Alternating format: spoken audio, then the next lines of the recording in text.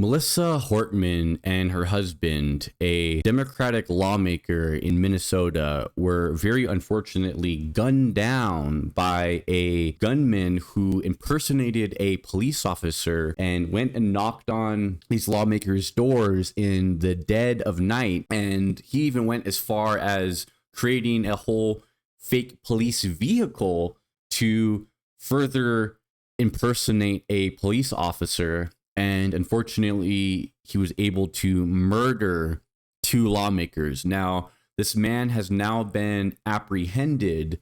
And what I want to show you is the reaction, the initial reaction from our president, Donald Trump, towards the shooting, and basically how it probably wasn't even him that tweeted or gave this message to his press secretary to go out into the public. And really what I want to point out here is how, despite what Donald Trump said in this message, the political violence that we saw on Saturday is a direct result of Donald Trump's rhetoric himself and his proclivity to give air to political violence that he sees helps his cause and helps his standing politically, and how he has not adequately called out that sort of political violence in the past, and it's led to exactly where we are now.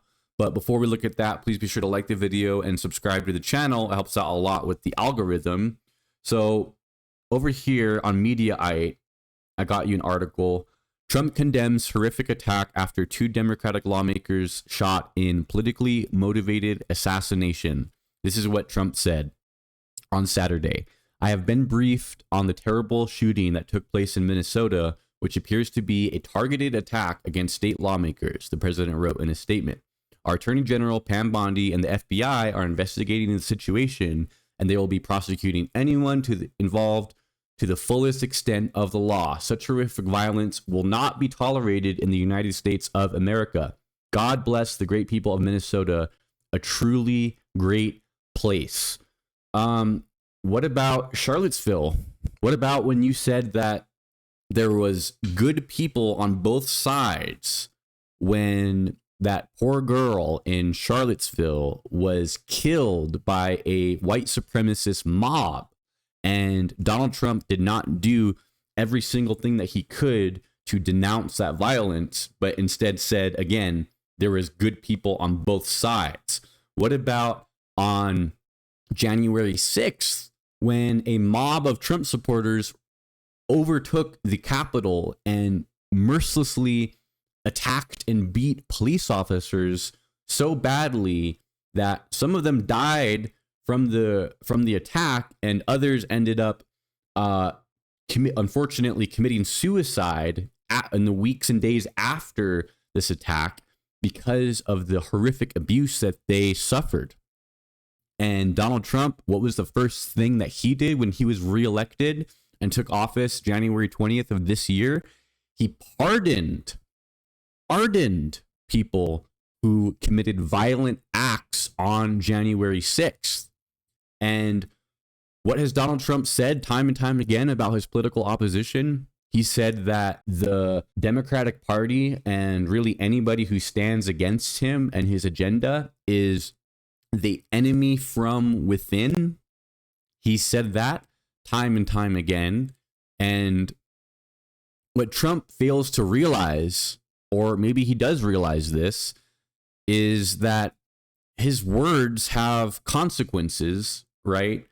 And when he says stuff like the Democrats are the enemy from within, you are emboldening people to go out and do what this horrible person did on Saturday, attacking Minnesota lawmakers. Now, let's go ahead and I'll show you this other article here where it says that the Minnesota suspect, Vance Bolter, he had a hit list with over 70 named targets, including Amy Klobuchar, Ilhan Omar, and different abortion providers. Amy Klobuchar Ilmar Orman, and the offices of multiple abortion providers were on the list. He had left a handwritten list described by police as roughly 2 pages long and containing 60 to 70 names, according to the Minnesota Star Tribune. The list was not alphabetized and included addresses for some targets. Representative Kelly Morrison, as well as other members of the Democratic Farmer Labor Delegation, were also among those identified. Authorities have downplayed earlier descriptions of the lists as a manifesto. He said it was rather a Drew Evans, the Minnesota Bureau of Criminal Apprehension superintendent, said that it was rather a notebook with a lot of lawmakers and others as opposed to a succinct document. So this guy had it out for Democratic lawmakers and was headed to do more harm to more Democratic lawmakers, but the right doesn't pay attention to any of that. What are they paying attention to? The fact that there was no King's flyers in the back of this police vehicle, using that as some kind of argument that, oh, this guy is actually a Democrat somehow, but he's going out and committing violence against just Democrats. That doesn't make any sense whatsoever. This is clearly politically motivated, and this guy is clearly someone who is following the MAGA ideology of Democrats are the enemy from within. Now, I want to show you a response here quickly from Senator Jeff Merkley, who blames Trump for the politically motivated shooting that we saw take place in Minnesota on Saturday. Of the state legislature. There was a state representative, Democratic leader of the state legislature in Minnesota killed over the weekend, a state senator shot. How would you describe the current political atmosphere in this country this morning? I feel like Trump has really popped the lid off the rhetoric and the sense of hate and violence and promoted this type of an environment. It's profoundly disturbing for all of us. We have seen increased threats across the country. You're probably familiar with the pizza threats. We've seen more of that where pizzas or other food is delivered to people's families that they haven't ordered, just to say from the right wing, we know who you are, we know where you live. I can tell you all of our families feel a greatly heightened sense. And just let me just say, my heart goes out to the families in Minnesota. How horrific for the whole country, but in particularly we're holding the folks in Minnesota in our hearts. Yeah. Yep. It's Trump's fault. Totally Trump's fault. And in typical Trump fashion, right? I showed you guys that response that he gave the day of, which I don't think he even wrote himself. Now what we're going to look at is what he had to say about Tim Walz just the day after this awful shooting happened.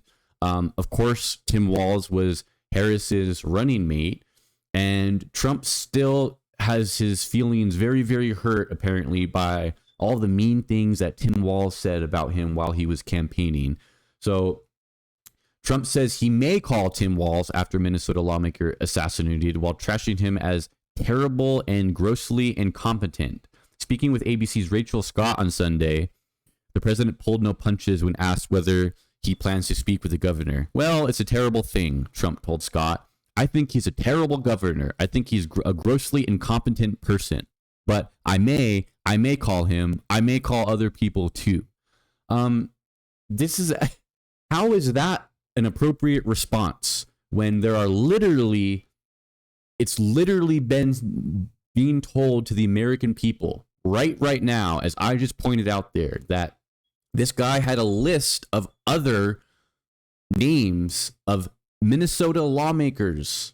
What is Tim Walz? A Minnesota lawmaker, the governor of Minnesota, probably the most prominent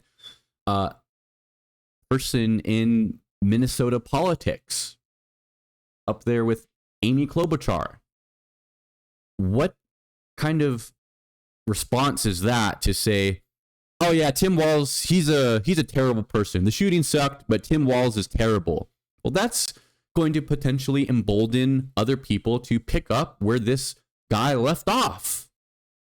I mean, I absolutely hope that doesn't happen, but we're seeing a pattern here of people responding to Trump's rhetoric and taking action on it. And I just don't understand how this is acceptable. I don't understand how it's not, we don't have all the Republicans coming out and condemning any sort of remarks towards any Minnesota lawmakers in this time. You know, if you really believe that this sort of violence was unacceptable, then Trump wouldn't have pardoned the January 6th rioters again on his first day or whatever in office, or the first week.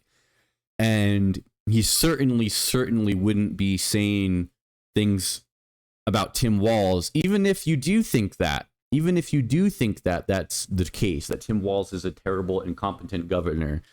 This is certainly not the time to be saying those sort of things when Minnesota lawmakers are quite literally in the crosshairs right now, and they've had their security increased. And, you know, it seems that this man acted alone, but it really just sort of exemplifies how Trump's rhetoric is what's gotten us to where we're at here, as the senator pointed out there, Senator Jeff Merkley. And it's time that we call a spade. And the media has been totally beating around the bush in this political assassination. All right, I'll say that word. I'm not afraid to say that word like the whole rest of the media seems to be. I don't know if this video will be demonetized or whatever because I said that word. I'm not afraid to say it. This was an assassination, clear cut, and Trump's rhetoric played into it occurring. That's all I got for you guys in this one. Thank you so much for watching. Please be sure to like the video and subscribe to the channel. See you guys in the next video. Take care.